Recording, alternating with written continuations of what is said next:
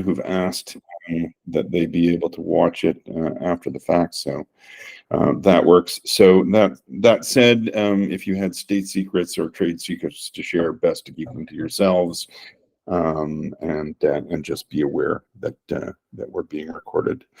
Okay, well, thank you all for joining, and for your interest in Oslo for AI. Let me give you a little preview of how I want to run the session. I've got a deck that I'll present and talk to. I'm going to try to not talk for very long. Those of you who know me well can stop laughing now. But I hope for the majority of our time to be spent answering your questions, and having conversation.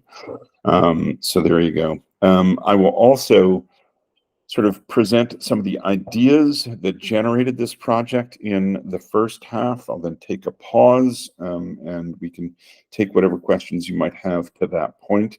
And then in the second half of what I'll present to you, I'll talk in greater detail about how the project itself will unfold. So that's that. Anyone have a question that they want to ask right off the bat? Or shall I go ahead? Okay, hearing silence, I'm going to go ahead. Start sharing my screen.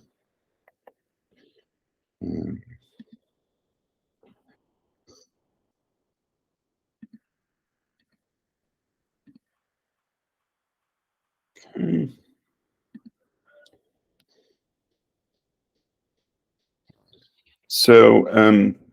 So the project, as you all know, is called Oslo for AI. It's called that in reference to the Oslo peace process that was conducted by a small number of Norwegians during the 1990s, while a much larger main stage official peace process was being conducted in the Middle East, arbitrated by the Clinton White House at the time. The two Norwegians who came to be central to running this process believed that bigger process was going to fail, and approached people involved on both the Israeli and Palestinian side to open an alternate channel, and create a process for a different kind of conversation, a different kind of negotiation, and one that achieved a really groundbreaking set of agreements that were ultimately adopted in the main process. So the main inspiration of that to me has been it as an example of the power of small groups to achieve breakthrough thinking when working intimately and personally with each other. And particularly in the times that we're in very polarized times, which all kinds of conversations seem very difficult, if not impossible, to have in an open way. I think that kind of breakthrough gathering, is very important, particularly some of our hardest conversations. Hang on just a sec. I have to be able to let people in. Okay, I'm going to go back to my sharing screen. Okay, everybody can see the screen, the slides. Okay, good. Okay, because this way I can keep seeing some of you. So let me go back to the deck. Yeah. Okay. So I am in the middle of this past year. Myself, a colleague here, Alex Ryan, and I put together a small group of people to respond to a call for proposals that OpenAI had published in May, asking for submissions for the design of processes by which to make possible democratic input into AI. The call was broad. It had some particulars, but ultimately, what they wanted was a scalable process with which to engage people in questions about the governance of in this case ChatGPT. The Ultimately, there were about over 800 submissions for 10 awards of $100,000. We were not selected. There were a number of other teams here in Toronto who made submissions. People I also know. And in more than one case, including our own, notwithstanding that our submission wasn't accepted, the thinking that had gone into the submission continued, and we started looking for new ways in which to advance that thinking in practical ways. And hang on, just admitting some new people. Okay. So this was certainly not the only starting point of the project, but it was an important point in terms of generating ideas, in particular about AI and the future of governance of AI. And as we continue developing those ideas and looking for practical ways to bring them into the public, I started thinking more about a bunch of things, including the fact that the current AI conversation has gotten really both hard to understand and hard to participate in a meaningful way. It oscillates between two big, hypey kind of poles, one filled with kind of techno-optimism and the other filled with existential dread. And both of them may be focusing us on the wrong things. And so, it started to occur to me that we ought to be asking ourselves this question more: what if AI isn't what we think it is?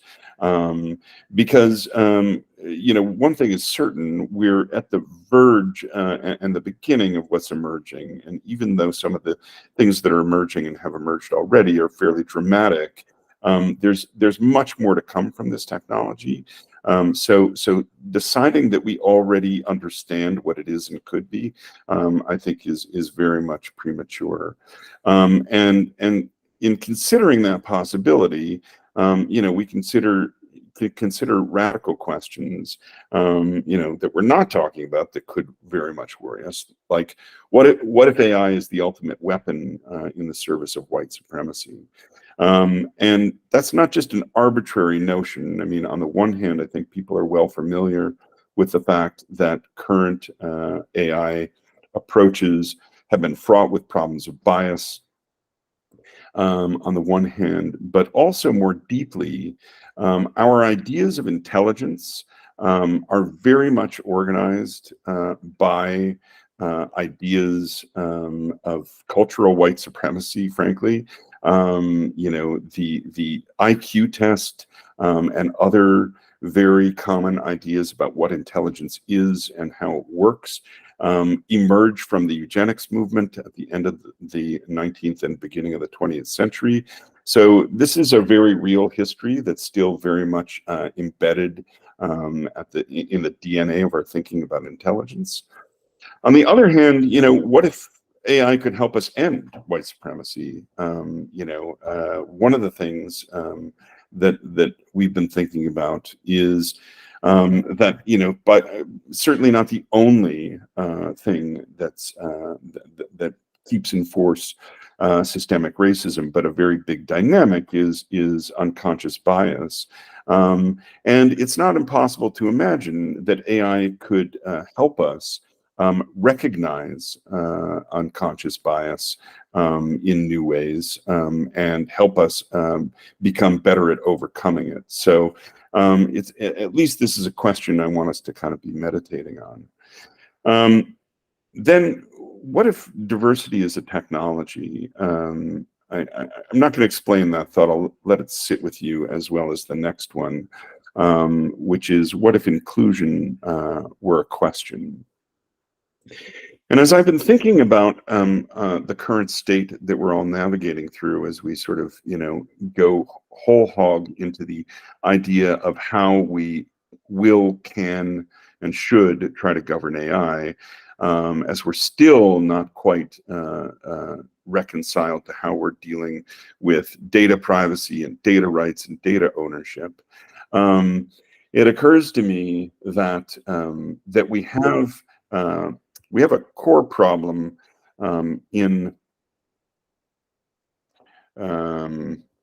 sorry, I'm just trying to pay attention to possible new admissions, in whether the question of whether we have the kinds of institutions we need to do the kinds of governance that is becoming an issue. And I suspect the answer to that is no. And so I have proposed and will propose to all of you that we have a governance problem.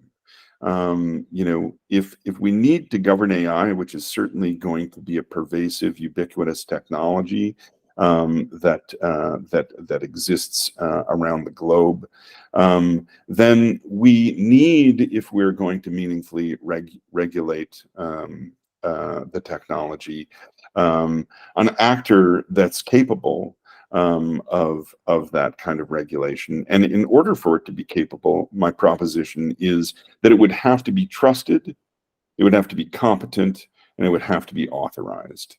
And I don't think that we have a single global actor that is all of those things. So why do we need that? We need that because technology is increasingly everywhere and nowhere in the sense that it gets harder and harder to see the more ubiquitous it is. So it gets ever more important that we need to know that it can be trusted. How do we know that? Technology changes fast and often. I'm letting somebody else in. And we need to know that those who are making rules to govern it are competent to make those rules. And finally, technology changes us. It makes us capable of new things, both individually and collectively. And we need to know that those who can protect us are authorized to do so. Hate to pick on Sam Altman here, but he made his own trouble. Certainly, there's a real question mark around whether commercial actors in this space can be or are fully trusted by the public. Certainly, not trusted to make their own rules completely on their own. Whether democratic bodies currently configured institutionally are competent to understand some of the technological issues as well as some of the governance issues is in question. And finally, some of those who are on the cutting edge of research and considering the social consequences and social impact, we need to wonder whether they're actually authorized and in a position to make what they know and what they see part of a constructive regulatory environment. Given all of that, I fear that this is the shape of our dilemma. We have a powerful set of technologies rolling our way that may very well, very quickly overwhelm us. And therefore, the question is, how are we going to deal with this new reality? And that is where I will hit the pause button and see if anyone already may have some questions that they want to bring onto the table.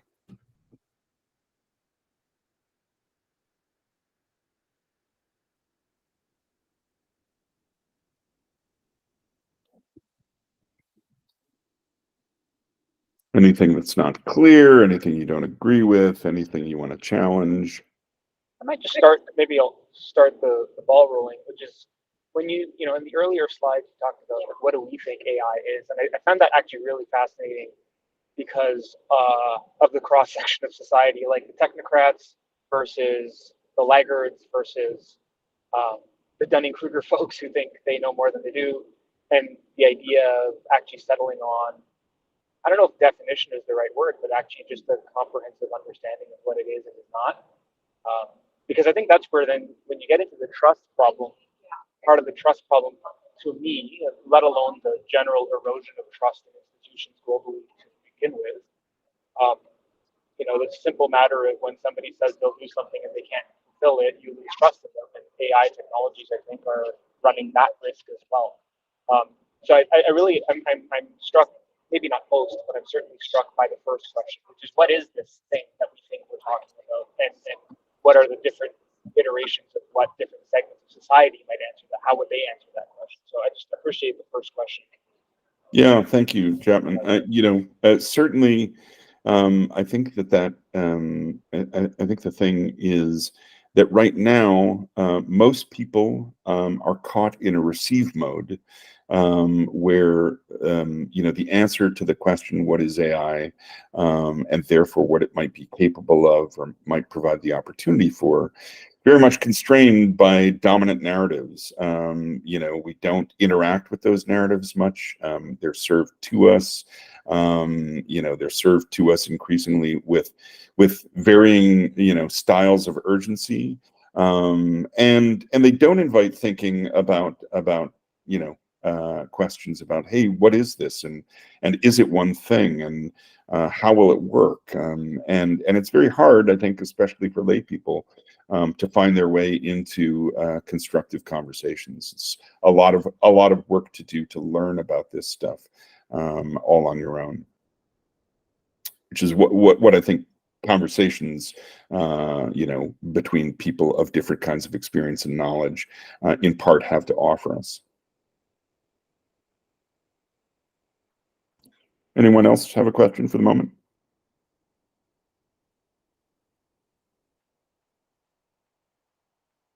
Okay. Well, let me continue with part two. So, that sets up some of the ideas and sort of philosophical and practical questions that are the background to the project. Now I want to talk a little bit about what the project will actually do and consist in. Call the project, New Possibilities for Participation. So that participation will happen in a variety of forms.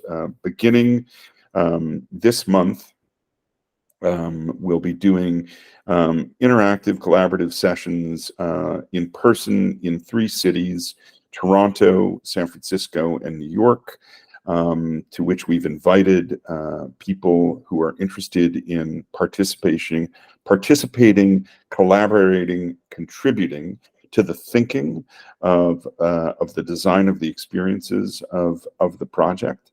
Those are 3 half-day sessions that constitute the core of public activity around the project for the month of January. In February, we'll hold a retreat for facilitator designers who will be getting together in Portland, Oregon, and we'll be doing some collaborative work around some of the tools and processes which will be part of the retreats that will constitute the core activity of the months to follow. Then, starting in March, each month in a different place in Canada, the United States, United Kingdom, and Europe, there will be a 3-day retreat for 8 to 12 people.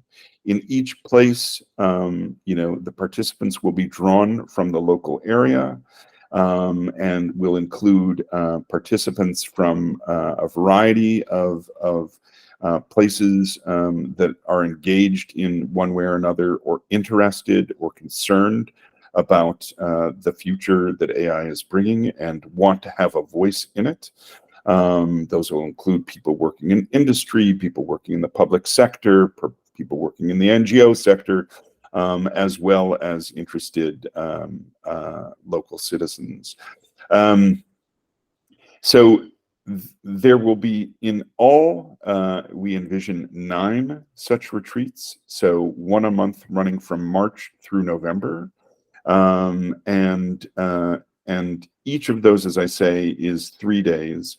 I'll talk a little bit now about some of the animating ideas, design, sort of methods and prompts that that we intend to be part of it. And I'll hope for your questions around around those, as well as possibly new ideas you may want to contribute to give us food for thought.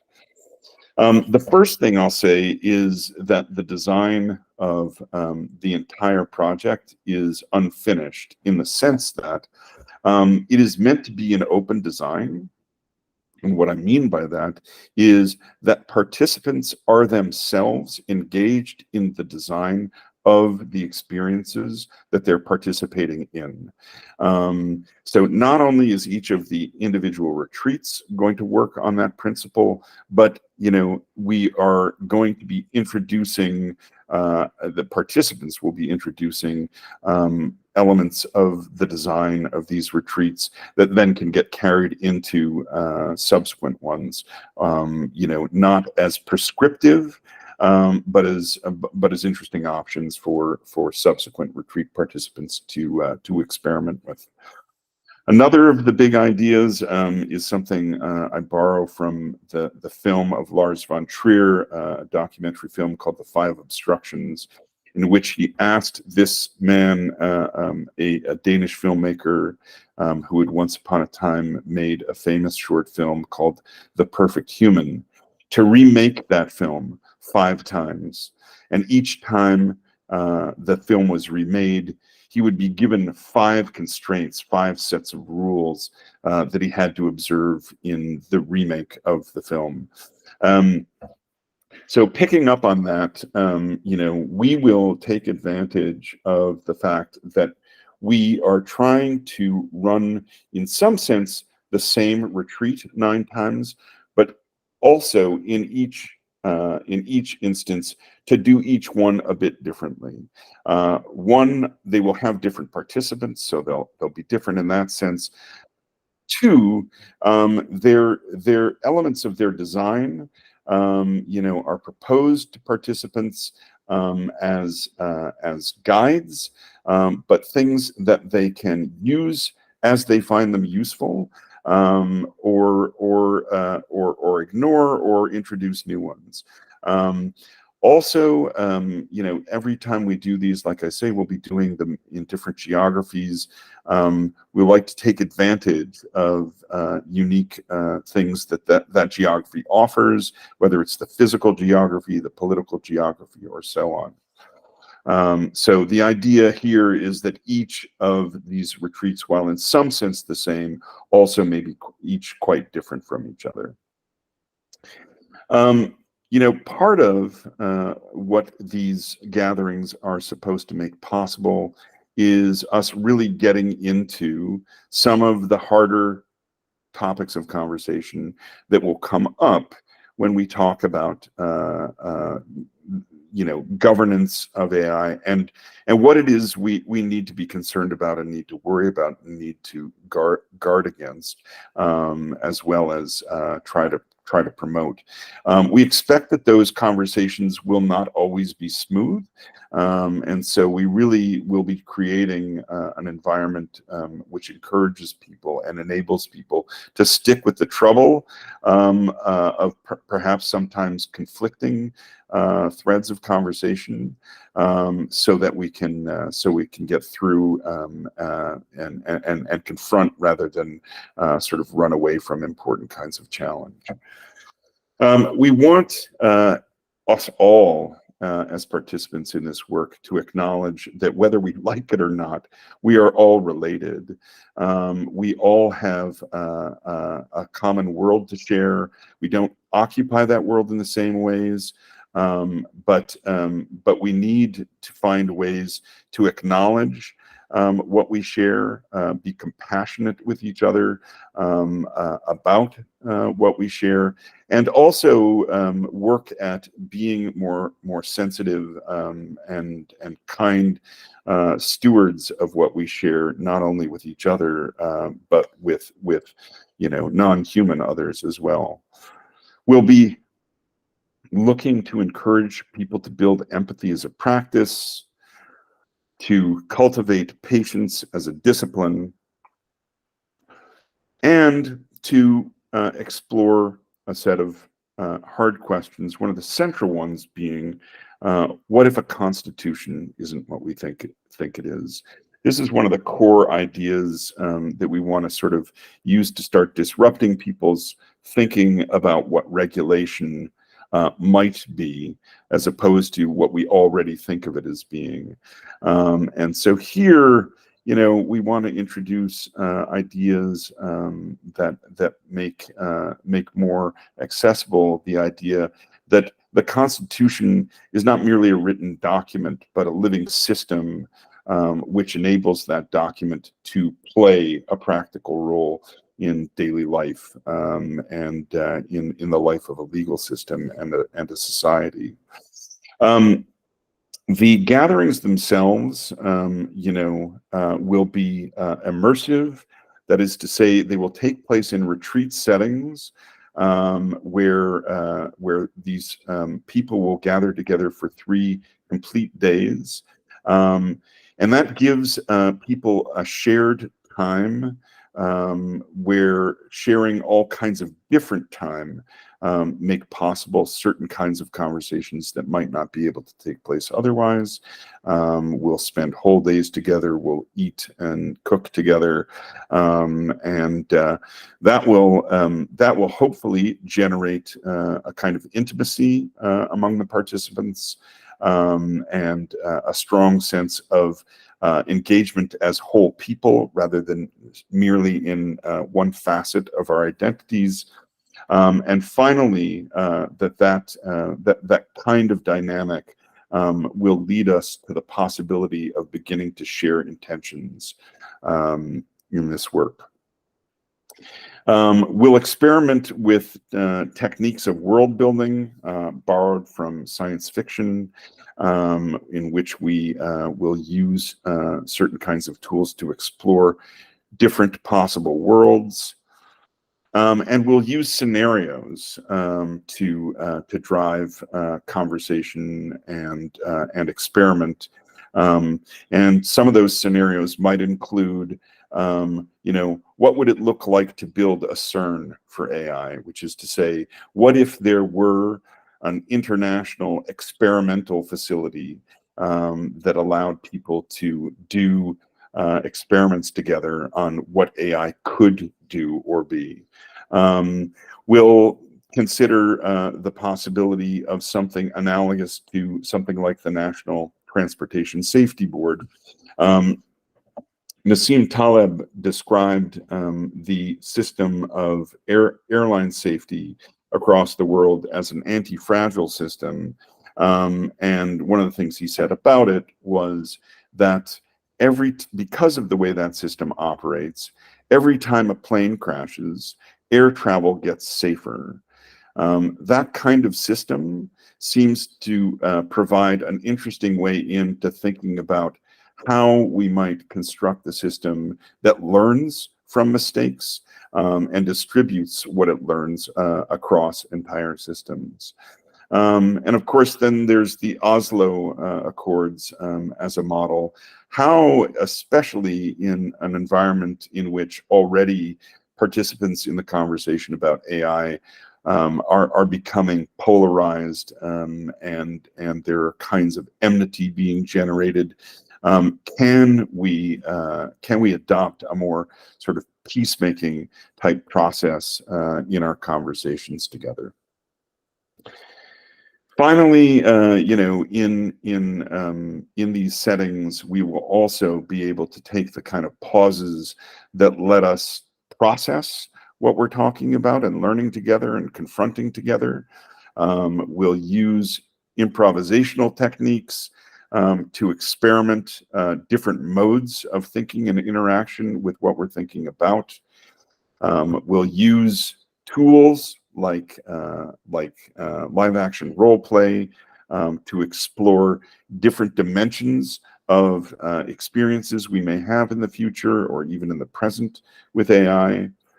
We'll consider things like the development of oaths. In the early part of the 20th century, the Canadian engineering profession developed an oath which all engineers take when entering the profession that introduces them into the ethic of their profession. Using that as a device to explore possible ways in which we might create culture and norms around governance of professions. One of the final ideas that we're interested to introduce is that at the end of each of the retreats, the participants will organize to produce two pieces of common work. One, an element of a design for a future constitutional type assembly gathering, and the other, a memo, however constructed, which sums up what the team feel that they have learned together and accomplished together over the 3 days of their time together.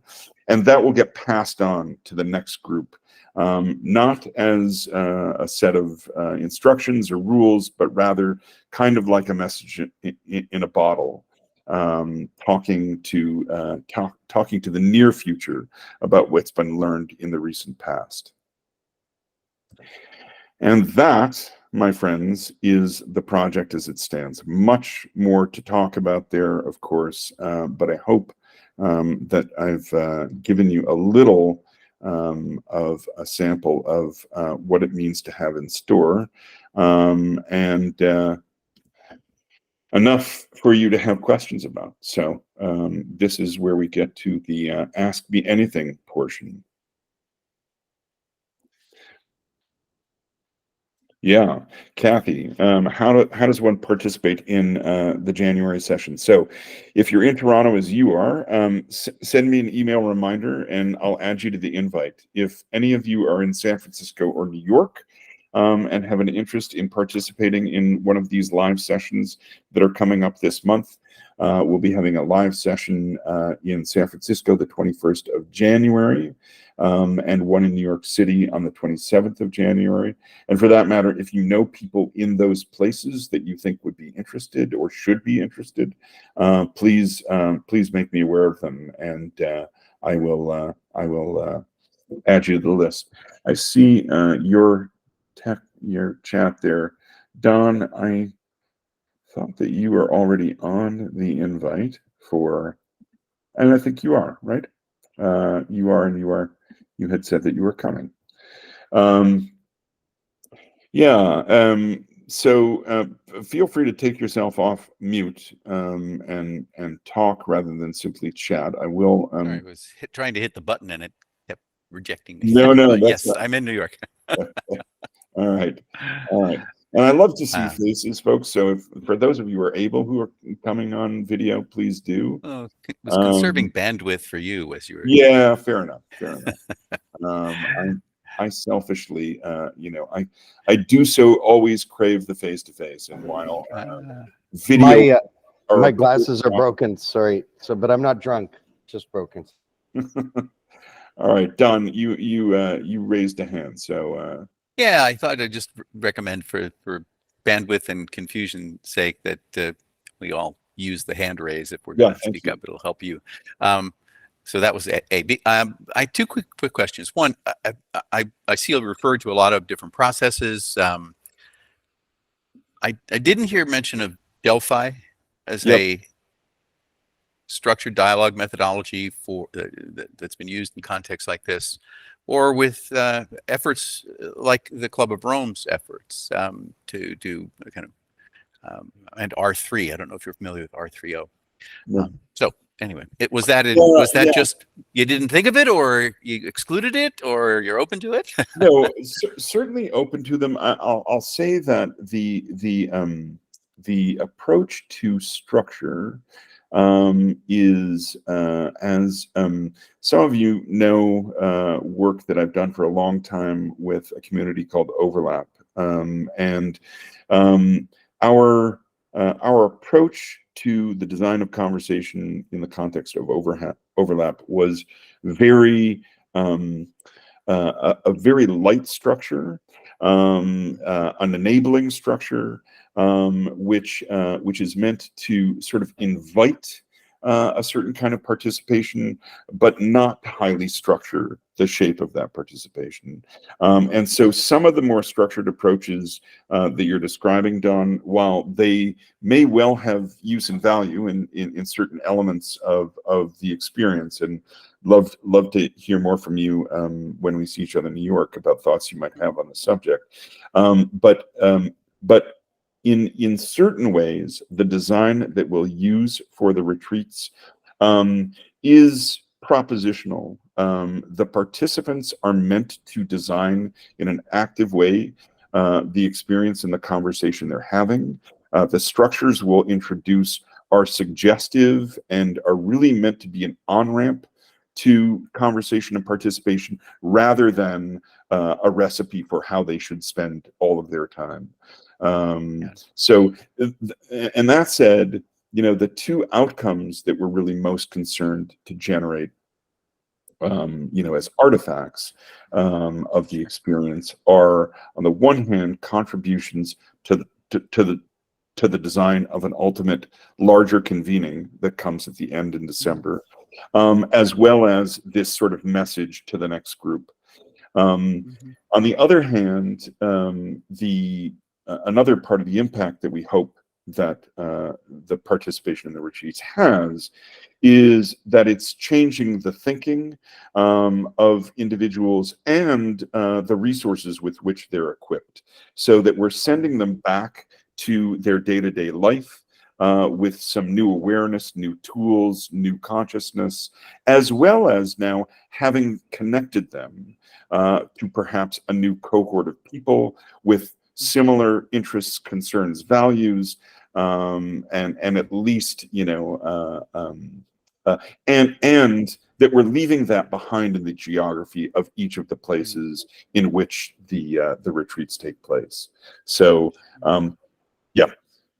I value the face-to-face too, but having done a lot of this over the years, it's not a commonly known method, but the use of real-time Delphi it can be very powerful, especially when you have limited information, controversial topics, and you're trying to minimize the bias of compliance bias that it can often take place in face-to-face encounters where there are power imbalances or different perspectives. So it's not to replace face-to-face, but I think it a very important generative technique for. I'd love to go more in depth with you on that when we see each other, because one of the things that we're certainly going to be spending more attention on than at present is what is online community, you know, especially as we're building an implicit community of participants as we go through the face-to-face interactions, but also how do we open a door to a larger community of participants who can't, for a set of practical reasons, participate. And so, but yeah, I'd love to talk more about it. Yeah, Delphi is powerful. It's used a lot by the UN, various agencies within the UN. It was originally developed by the RAND Corporation during the Cold War. As you know, how do you develop scenarios for contending with nuclear war when there hasn't been one? And you know, the power dynamics of generals and engineers and scientists and politicians and business people. How do you represent those and foster a dialogue that allows you to identify what's possible, what's preferable, what's probable? You know, indeed. Kathy, I saw that you said, at least in the chat, that I answered your question. Any lingering questions or anything you want to share on that front? No, it was mostly about the impact that you're hoping to have, and I heard the two different things, like the individual impacts, and then leading towards the December kind of larger event and doing something with that there. But maybe you can fill in more around like what do you hope to accomplish through the December? Just go over that a little bit more. Yeah. So let me just appreciate the prompts. Let me say that strangely or not, some of the important thinking that informs the approach to the project emerged through the 5 years of work I did in an innovation unit in the U.S. Department of Defense. And the mission of that organization was very much to bring into stronger interaction people working innovatively within the department with people outside of the department, to create a richer set of interactions across institutional boundaries, and to create a common terrain outside of institutions in which people could productively interact and collaborate. And so that's definitely, as I think you can see from your head nodding, which is great, how that might come to play here too. One of the intuitions of this project is that we don't have the kinds of common spaces that we ought to have, need to have, in order to have some future-oriented conversations that have freedom from institutional constraint. Not ignoring the reality of institutional constraint, not pretending that that won't still be there when we're done, and that we need to find ways of engaging with institutions, but to find perhaps new possibilities for interacting in influential ways with institutions that give non-institutional participants greater voice and a richer sense of the possibility of participation, right? And we don't know what all that might look like, right? Which is part of the open-endedness that's part of the design philosophy of the project. So it's not simply a sort of loosey-goosey, hey, we're just gonna see what happens. But we're really trying, especially very aware of our own, perspectives and the implicit bias in our perspectives, not to spoil the broth of what's possible by making hard and fast elements of design exclusionary. So there you go. Brian, I saw you had a what? I'm not sure what it was. A what to? No.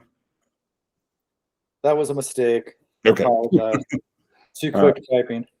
All right. I was just trying to get my question in before it slipped my mind. Okay. It hasn't slipped your mind, or have you held on to it? No, it should have said after that. Just do you have a set of qualifications and sort of an application process on getting people involved?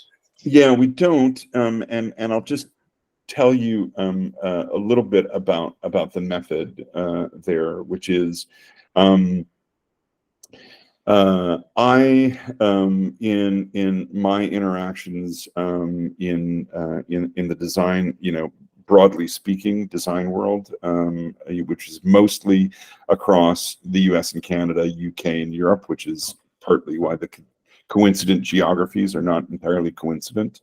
I am, connected to networks in design, in commerce, in the public sector, the NGO sector, in all of those places. And rather than be the orchestrator, what I'm trying to do, and this is part of the pan-geographic strategy, is to activate and ask of those networks to find the right participants in their geography. Now, the size of participation in any of these retreats is quite small, 8 to 12 people. So there's only so much room.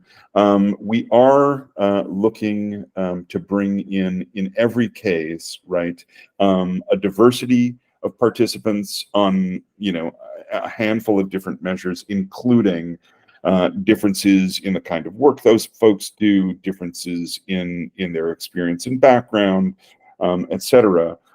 So that each of those conversations can be filled with as much perspective as possible. And so finally, the principle of selection will really will really be around creating the right kind of diversity to serve the conversations that we're hoping that people are able to have. But that said, you know, one of the reasons that we're doing these public collaborative workshops in January is to have this conversation and to take input on questions like that. So really trying not to like enter this with hard and fast decisions where I can say, oh yeah, here's the matrix, here's how we're making all those decisions. So we have a direction, but you know, a lot of fluidity in how we're approaching it. Okay. Kathy. All right, so I'm gonna have to go shortly, but I'm wondering if I wanted to, as you say, point someone to like who I think is, you know, should be involved. Where would I point them? Like, what's the right spot? Do you have a spot like that? Yeah. So there. First of all, there's a LinkedIn page for the company Oslo for AI, which they can follow. They can reach. The best way is probably to reach out to me directly, which they can do on LinkedIn or through email. My easy email is michaeldeal@gmail.com. But that's the easy button for the answer to that. But yeah, would really appreciate that, and that's an open invitation to everyone. If you know of people who this ought to interest or might interest, or you think, you know, could interest, and that they would be, in your view, good participants, please reach out and let me know. Yeah, Leslie. Yeah, my question, Michael, is I'm just trying to center around who you're intending to serve. Yeah. You know, so is it the individuals, you know, the greater community? Is it back to the government, you know, and the rules and regulations?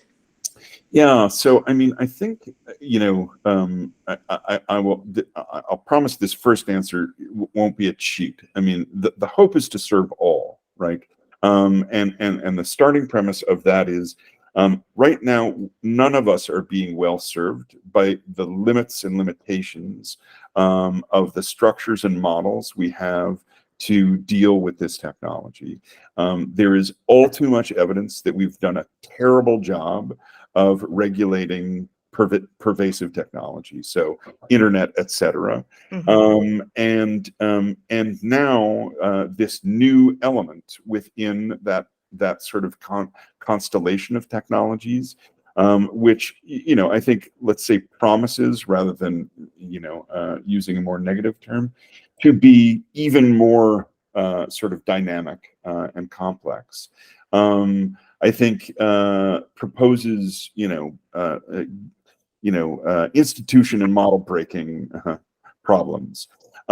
So first of all, we need better models of cognition to deal with that kind of complexity.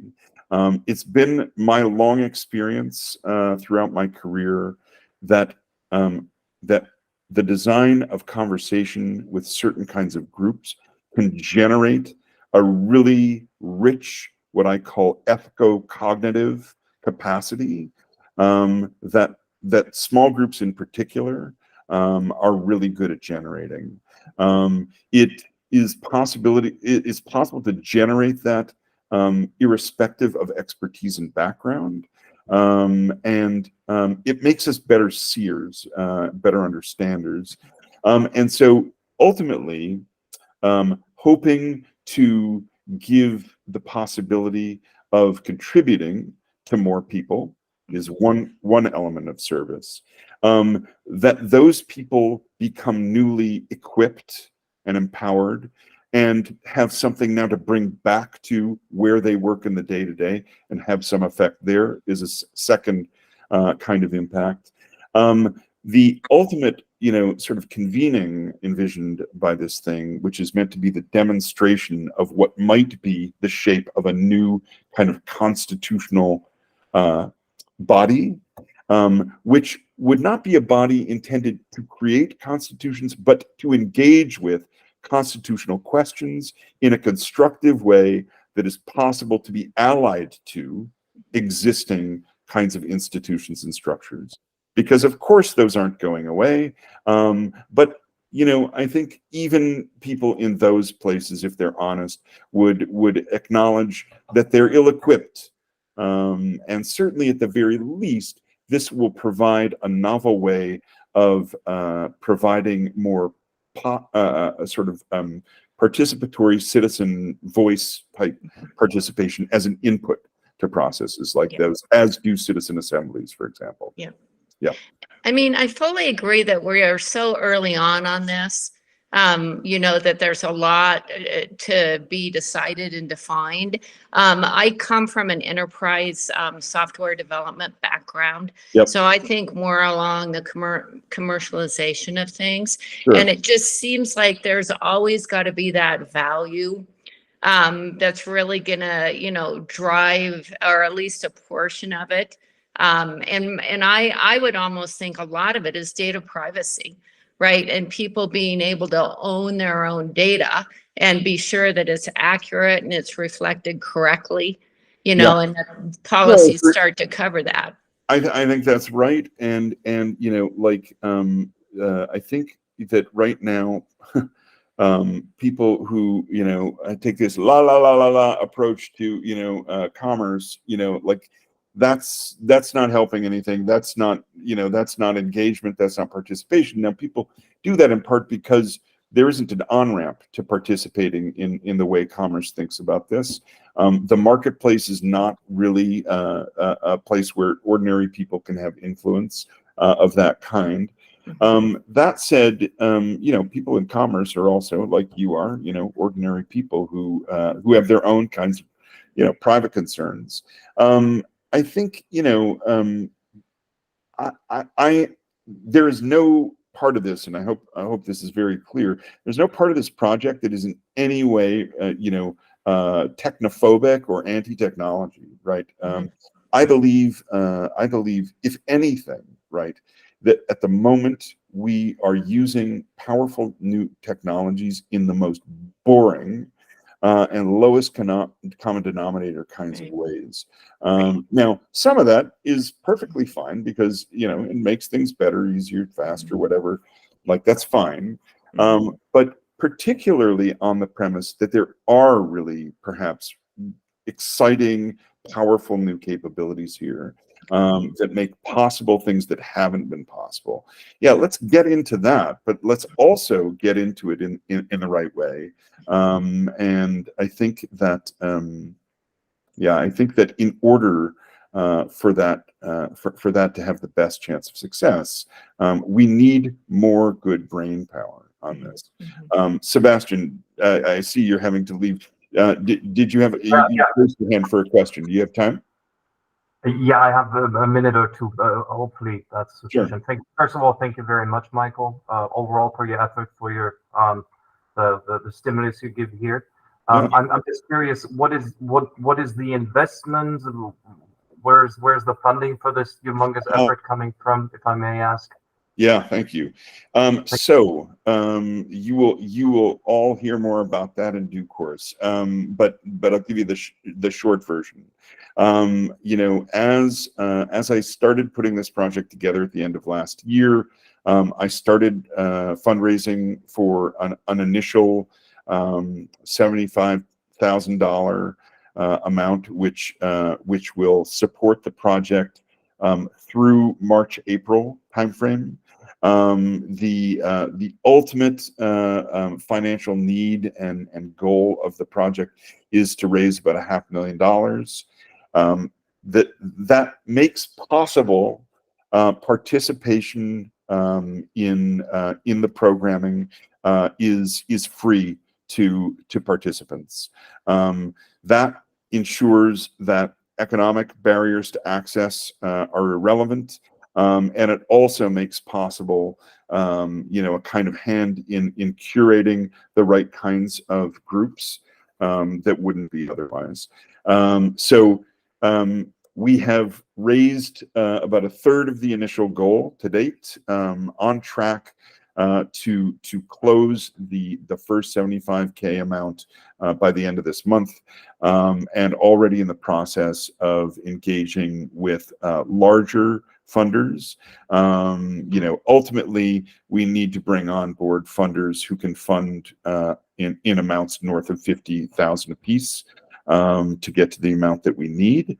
But we've begun the programming. We will be running the programming, and certainly it's clear already that we'll have the funding to run at the very least the first quarter of the planned programming, and the intent is to continue to generate support with people like this, but also we've already started to engage with foundation level giving that has real promise in supporting the projects. Happily, a lot of major philanthropic funders have declared, particularly in the last months of last year, tens of millions of dollars this year. There's a group of, for example, 10 funders that include Omidyar and Ford Foundation, who collectively are dedicating $200 million to AI and society programming this year. So the funding environment is good for this kind of programming. Yeah, thank you. Any other questions? Yeah, Nathan, good to see you. Hi, sorry, I'm in a coffee shop, so I hope there isn't too much background noise. So that kind of goes to my question. The last one that was asked was that Sebastian. So I know somebody asked earlier, I think it was Leslie, what's your outcome? And I guess what I'm really trying to figure out is, you say you get Ford and Omidyar, and maybe some of that's altruistic, but are there any funders, or is any objective here tied to any agendas outside of this, other than just what's the best way forward? Are you going to do a report, or what kind of a digest will be at the end of this? I guess is one question, and then I had a couple other things. Yeah, so I'll treat that as what kind of media do we create as the sort of lasting artifact of this project? That's a to be determined answer, which I realize is kind of hedgy at the moment. It's not at the moment the highest priority, and for a couple of different reasons. One of which is some of the ways in which we might create media. A lot of people, as you can imagine, have asked me, "Hey, why aren't you doing a documentary of this whole thing?" And the answer to that is, it would be intrusive, and it would interfere with the work that we're trying to make possible. Now, does that apply to every aspect of it? Not necessarily. So certainly open to thinking about that. We will be creating media throughout the project, podcasts, for example, but other kinds of probably video-based media as well. In terms of a final report, I mean, for sure, that is something that we would like to do, because one of the things that we would like to create in this ultimate demonstration is a proof of concept of something that people should actually think about adopting as a practical matter. Who those people are, probably governments in part, but one of the things that, very much in mind of are the various kinds of standard-making bodies that have organically grown up to, in effect, govern the internet, which is probably our best example of a global technology platform that is in fact owned completely by no one. For sure is partly owned by private actors, partly governed and owned and controlled by public actors and governments, but by and large, like with warts and all, we have a functioning global technology platform system. Now, could it work better? Sure. Would it have worked better by trying to work out, sort of architecturally, all of the ways in which it might work from the beginning? Well, I'm compelled by long-standing arguments that no, it wouldn't have. And so in the spirit of those, I think, developing adaptive approaches is the strong play here. But to Leslie's point and yours, I mean, you know, the punchline of this project is to change what's possible, not just sort of imagine it. But to a certain extent, right, we can provide something new that is of use. Who uses it then is something we can't determine. I hope, in one of the most dramatic hopes of the project, we want to host this final convening in Oslo. And one of the possible venues for the convening there is the School of Design and Architecture there, which has long been involved in systems design work. And Oslo and Norway are a kind of good beachhead into the European Union. Some of our collaborators in Europe are already engaged in European Union parliamentary activity, extramuros, which is to say have developed programming for European parliamentarians that connect parliamentarians outside of institutional boundaries. I think, the last thing I'll say is that the verge on which I hope for us collectively to build and make possible is the spaces outside of institutional constraint. Not because we don't want to have anything to do with institutions, but because there's a freedom outside of institutions that makes possible innovation and change that isn't possible from within. Yeah. Oh, I didn't realize my mic was on the whole time there. I'm really sorry. That's all right. That's all right. It's not nearly as loud as you think. And then I turned it off to speak. So I just want to say thanks for that answer. I do have a couple of other really quick things. We could maybe take this offline. So I don't know if you have time after this call, but a number of things come to mind. These aren't questions, so I'd rather save them for you. But Matt Stepka, a friend of mine who started the special projects unit at Google way back in the day. Do you know Matt? I've been connected him just in the last week, so I'll that we connect. But that said, if he's someone you think should have awareness, please. The more times he hears it from more people. Well, Matt's a friend. Matt's a friend and has been for a long time. And he and I, Burning Man guys and stuff like that. So he does these AI salons. I mean, it's more than I have to get in front of him. If you want, we can do a call in the next few days. Because I'd like that, because he's been doing salons around AI. Yes. In particular, I haven't really surfaced this to too many people, but I really kind of have this vague vision in my mind of a digital Rosetta Stone that all AI has to touch base with, or Rosetta Stone or Tabula Rasa or what. I don't even know the perfect example, but a kind of an ethics code that digitally it isn't a human. I mean, it is obviously given birth by humans, but it would be some kind of a thing. So I'd love to talk to you about that a little bit more. Let's do. Okay. Well, listen.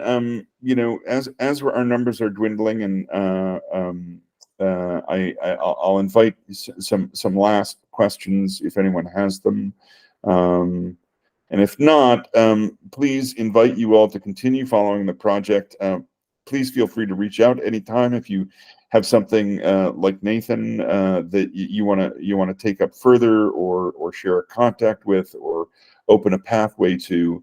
Very much appreciate and encourage that kind of participation. So,